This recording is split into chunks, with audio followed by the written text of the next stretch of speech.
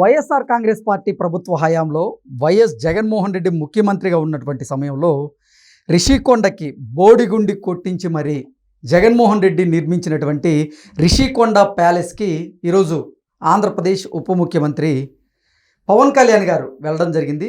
అక్కడ ఆయన ఈ రిషికొండ ప్యాలెస్కి సంబంధించినటువంటి సీలింగ్ పెచ్చులూడి కింద పడినటువంటి నేపథ్యంలో అది చూసి పవన్ కళ్యాణ్ గారు షాక్ అయ్యారు. మనం ఇప్పటి వరకు శిథిలావస్థలో ఉన్నటువంటి స్కూల్సు, కాలేజీలు లేదా ప్రభుత్వ భవనాలు పెచ్చులూడి కింద పడ్డం చూసాం. కానీ అత్యాధునిక సాంకేతిక పరిజ్ఞానంతో నిర్మించినటువంటి రిషికొండ ప్యాలెస్లో ఉన్నటువంటి సీలింగ్ ఇప్పుడు పెచ్చులూడి కింద పడ్డం చూసి పవన్ కళ్యాణ్ గారు షాక్ అయ్యారు అన్నట్లుగా కొన్ని వార్తలు వస్తున్న నేపథ్యంలో ఈ అంశం మీద మనం పూర్తి స్థాయిలో విశ్లేషణ చేసుకుందాం. ప్రస్తుతం మనతో పాటున్నారు ప్రముఖ రాజకీయ విశ్లేషకులు, ప్రముఖ సీనియర్ జర్నలిస్ట్ డివిఎస్ గారు. వారితో మాట్లాడదాం. సార్ నమస్తే. సార్ నమస్తే. సార్, మనం ఇప్పటి వరకు శిథిలావస్థలో ఉన్నటువంటి ప్రభుత్వ భవనాలు లేదా పాఠశాలలో, కళాశాలల్లో ఆ భవనాలకు సంబంధించినటువంటి పెచ్చులూడు కింద పడడం ఇప్పటి వరకు చూసాం మనం, స్లాబులు. కానీ అసలు రిషికొండకి బోడిగుండు కొట్టించి మరి జగన్మోహన్ రెడ్డి ప్రభుత్వ హయాంలో ఆయన నిర్మించినటువంటి రిషికొండ ప్యాలెస్లో ఉన్నటువంటి సీలింగ్ ఇప్పుడు పెచ్చులూడి కింద పడ్డం చూసి పవన్ కళ్యాణ్ గారు షాక్ అవుతూ ఉన్నారు. ఏంటి సార్ అసలు దీన్ని ఎలా చూడాలి? జనం చూసావా ఎంత మంచి పని చేశారో. జగన్ని ఓడించి ఇప్పుడు జగన్ ప్రాణం కాపాడారు.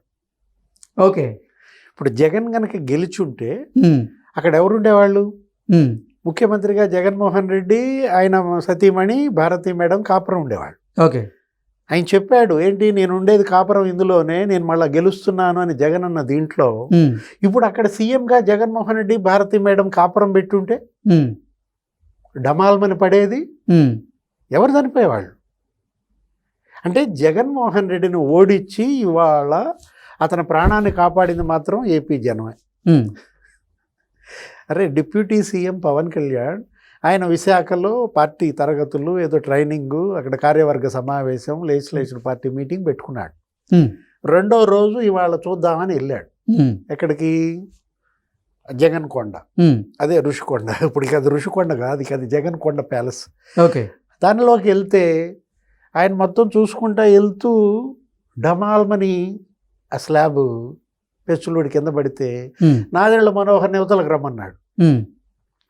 మీరందరూ కొంచెం దూరంగా ఉండండి, ఆ ఫోటోలు తీసేవాళ్ళు, ఆ మీడియా వాళ్ళని కూడా అని చెప్పి కాషస్ చేశారు. ఏది, జాగ్రత్తగా ఉండండి, ఈ స్లాబులు ఏంటి, ఇదేంటి అంటే జగన్మోహన్ రెడ్డి కట్టుబడి యొక్క డొల్లతనం. ఇప్పుడు సంవత్సరం అయిందా? ఎవరు ఆ ప్రారంభం చేసింది, గృహప్రవేశం చేసింది రోజాయనా? ఓకే, లేనిపోయింది ఆమె నెత్తిన పడుంటే. ప్రారంభం రోజే ఎవరెవరు దాన్ని ప్రారంభోత్సవం చేశారంటే కరెక్ట్గా 2024 ఫిబ్రవరి 29 అనుకుంటా. రోజా, లేకపోతే స్వరూపానంద, ఆయన ఎవరు, గుడివాడ అమర్నాథ్, వీళ్ళందరూ కలిసి ప్రారంభించినట్టున్నారు. కరెక్ట్గా వాళ్ళ ముగ్గురు అక్కడ ఉన్నప్పుడు అది పెచ్చులూడు పడి ఉంటే రోజా ఎక్కడుండేది, గుడివాడ అమర్నాథ్ ఏమయ్యేవాడు? సరే, వీళ్ళు బాగానే ఉండేవాళ్ళు పాపం, ఆయన పీఠాధిపతి ఢమాల్, ఎవరు, స్వరూపానంద. అరే, ఋషికొండ అంటే అది దగ్గర దగ్గర కృష్ణ ఒక 64 ఎకరాలు ఉంటుంది. సరే, ఇప్పుడు మొత్తం అసలు నీకు సిఆర్జెడ్ నిబంధనల ఉల్లంఘన, ఆ తర్వాత పొల్యూషన్ కంట్రోల్ బోర్డు చట్టం, లేకపోతే ఆ వాల్టా చట్టం, జీవీఎంసీ నిబంధనలన్నీ ఉల్లంఘించేసి గ్రీన్ ట్రిబ్యునల్, లేకపోతే ఆ పర్యావరణ చట్టాలు అన్నీ తుంగలో దొక్కారు. అరే, అసలు నువ్వు ఎక్కడ తీసుకున్నావు? నువ్వు అది దగ్గర దగ్గర నీకు 18 ఎకరాలు ధ్వంసం చేశారు. సార్, ఎన్ని ఎకరాలు? 18 ఎకరాలు ధ్వంసం చేశారు. 9 ఎకరాలు ఆక్రమించేశారు. ఇప్పుడు ఈ కట్టుబడి అంతా నీకు దగ్గర దగ్గర నువ్వు తీసుకున్నట్లయితే ఒక 5 ఎకరాల్లో 18 సెంటు, 5 ఎకరాలు 18 సెంట్లలో కట్టారు ఇదంతా కూడా. అరే, వీళ్ళ ఏమి చేశారంటే ఋషికొండని వీళ్ళు ప్యాలెస్ కాదు కట్టింది, సార్, కొండకి గుండు కొట్టారు. మొత్తం ధ్వంసం చేసేసినటువంటి పరిస్థితుల్లో 16,350 చెట్లు నరికేశారు. 24,120 మొక్కలు నాశనం చేశారు. అంటే వీళ్ళు సృష్టించిన పర్యావరణ విధ్వంసం గురించి చెప్తున్నాను అన్నమాట. అరే, వాటికి బ్లాకులు, Vijayanagara block, Kalinga block, Gajapati block, Vengi block. ఇప్పుడు ఏ బ్లాక్ కూలిందంటావు? సార్. ఇప్పుడు విజయనగర్ బ్లాక్ స్లాబ్ ఊడి పడిందా, లేకపోతే కళింగ బ్లాక్ స్లాబ్ ఊడి పడిందా, మరి వేంగి బ్లాక్? అసలు ఎవరెవరి పేర్లు పెట్టాడో చూసావా ఆ బ్లాకులకి? సార్. అరే వాళ్ళ పేర్లు ఎందుకయ్యా బాబు ఈ పెచ్చులుడి పడే బ్లాకులకి? Suites, presidential suite, banquet halls, banquet hall, deluxe suite rooms, 300 సీట్లతో conference hall, recreation center, business center, రెస్టారెంట్లు, ఒక 100 kV సబ్స్టేషన్, లేకపోతే ఒక 200 టన్స్ ఏసీలు. అరే ఫ్యాన్ ఖరీదు ఎంతో తెలుసా? మామూలుగా మీ ఇంట్లో ఫ్యాన్ ఖరీదు ఎంతో చెప్పు? సార్. మా ఇంట్లో మాత్రం నేను మామూలుగా 1400, 1800 ఫ్యాన్ వాడతా సార్. ఒక ఫ్యాను. అట్లాంటిది 3.5 లక్షలు పెట్టి ఫ్యాన్. ఫ్యాన్ ఎంత? 3.5 లక్షలు. చూసావా నువ్వు ఆ ఫ్యాన్ని? లేదు సార్. రెక్కల ఫ్యాన్. అంటే మామూలు మన ఫ్యాన్ కాదనమాట. ఇప్పుడు విసనకర్రల్లాగా ఉంటుంది ఫ్యాన్. ఎన్ని రకాల ఫ్యాన్లు పెట్టాడంటే, ఒక బల్బు నువ్వు ఎంత పెట్టి కొనుక్కొస్తా చెప్పు? బల్బ్ మామూలుగా ఇంట్లో బల్బ్ ఎంత పెట్టి కొనుక్కొస్తా? సార్. ఏదో ఎల్ఈడి బల్బులు కూడా తెచ్చా ఈ మధ్య. ఏదో కరెంట్ ఆదా అవుద్దంటే 100 రూపాయలు 150 రూపాయలకి ఎత్తున్నారు రోడ్డు మీద. ఒక వ్యాన్లో వస్తాయి. అరే బల్బు, ఒక్కొక్క బల్బు 60,000 అంట. లాన్లో అవి కూడా ఫౌంటైన్ల మధ్య బల్బులు ఎంత? ఒక బల్బు ఖరీదు 60,000 పెట్టి కొనుక్కొచ్చాడంటే అసలు ఎవరిని బాగు చేయడానికి కట్టాడు చెప్పు? జనానికి ఏమైనా ఉపయోగమా? ప్రజలకి ఏమైనా వాడుకుంటున్నారా? ఇప్పుడు దాని కరెంటు బిల్లు ఎంతో తెలుసా? నెలకి 30 లక్షలు. అంటే రోజుకు 1,00,000 కరెంటుకు అవుతారు. ఇంతకుముందు హరిత రిసార్ట్ అని ఉండేది. ఒక 30 ఏమో గదులు ఉండేవి. సంవత్సరానికి నీకు దగ్గర దగ్గర 7 కోట్లు లాభం వచ్చేది. అంటే ఇప్పుడు అది కూలయటం వల్ల ఇప్పుడు ఈ 6 ఏళ్లలో 6 ఏళ్ళు 42 కోట్లు 50 కోట్లు మనకి ప్రభుత్వానికి వచ్చే డబ్బు పోయింది.